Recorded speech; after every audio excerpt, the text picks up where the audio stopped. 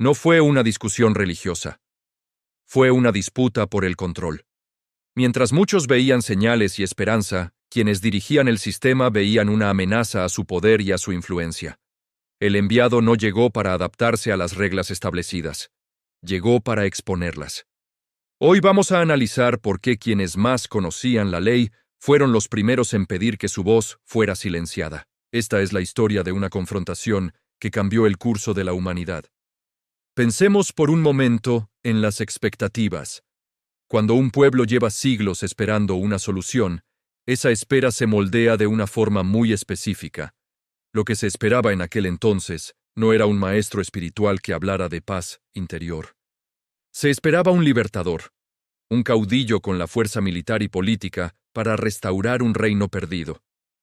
Alguien que expulsara a los invasores y devolviera el orgullo nacional. Era una expectativa muy humana, muy terrenal. Se anhelaba un líder que impusiera un nuevo orden por la fuerza, que les dijera, síganme y recuperaremos lo que es nuestro. Un mensaje de poder, de dominio, de victoria tangible. Un mensaje que se pudiera ver, tocar y contar en los libros de historia como una conquista más. Pero el enviado llega y rompe por completo ese molde. No habla de ejércitos, sino de servir al prójimo. No habla de derrocar al enemigo, sino de amarlo. No promete un trono terrenal, sino un reino que no es de este mundo, un reino que se construye en el corazón de cada persona. Su mensaje no es sobre restaurar el poder político, es sobre transformar el espíritu humano. Esto, para el sistema establecido, era desconcertante. Era un discurso que no encajaba en sus planes. No podían usarlo para movilizar a las masas con fines políticos. No podían controlarlo para dirigirlo hacia sus propios intereses. Y lo que no se puede controlar, lo que no se puede instrumentalizar, se vuelve incómodo. Se vuelve peligroso. Para las autoridades religiosas, la situación era aún más compleja. Su poder no solo se basaba en la ley, sino también en su interpretación. Eran los intermediarios oficiales entre lo divino y lo humano. Pero el enviado hablaba con una autoridad que no provenía de ninguna escuela ni de ningún linaje reconocido. Su autoridad emanaba directamente de su mensaje y de sus acciones. No pedía permiso, no citaba a otros maestros para validarse. Simplemente enseñaba como quien tiene autoridad propia. Esto era un desafío directo a toda la estructura jerárquica. Si la gente podía conectar directamente con la verdad sin necesidad de intermediarios, ¿cuál era entonces el papel de esos intermediarios? El sistema no quería transformación, quería confirmación.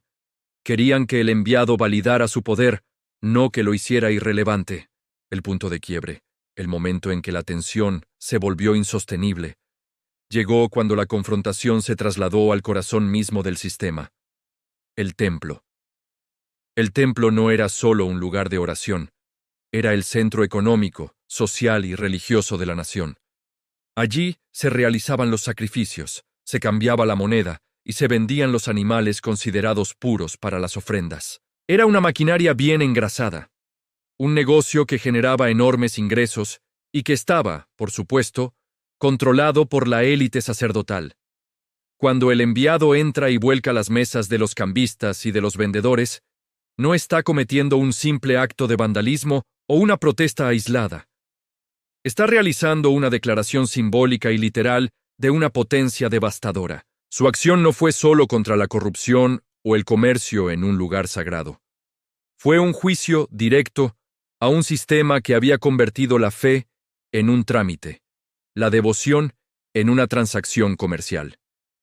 Al llamar a ese lugar cueva de ladrones, no solo estaba citando a los antiguos profetas, estaba exponiendo la hipocresía en su máxima expresión.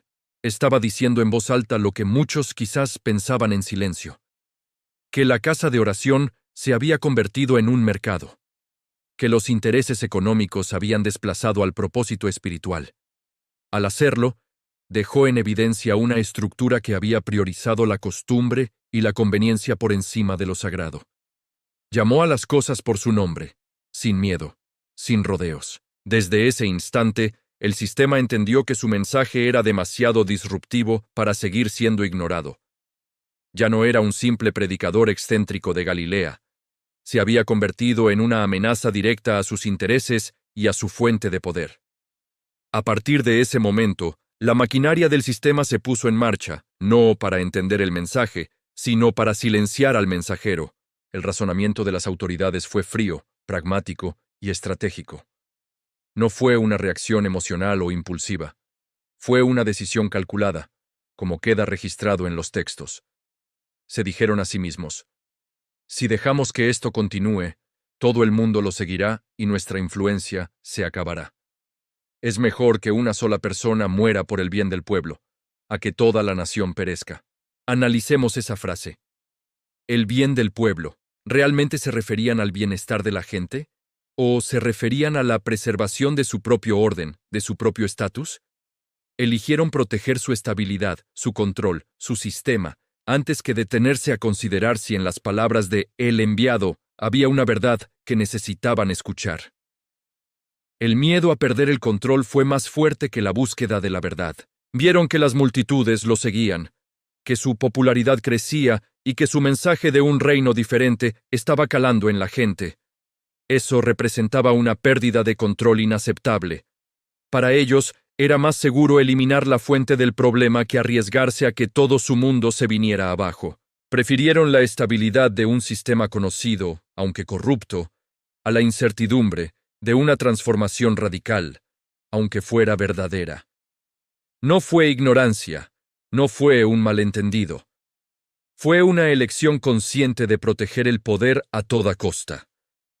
Gracias a todos los suscriptores que buscan mirar más allá de la superficie y analizar las capas más profundas de estas historias. Suscríbete, porque lo que vino después de este juicio y de esta decisión fue lo que terminó de sacudirlo todo para siempre.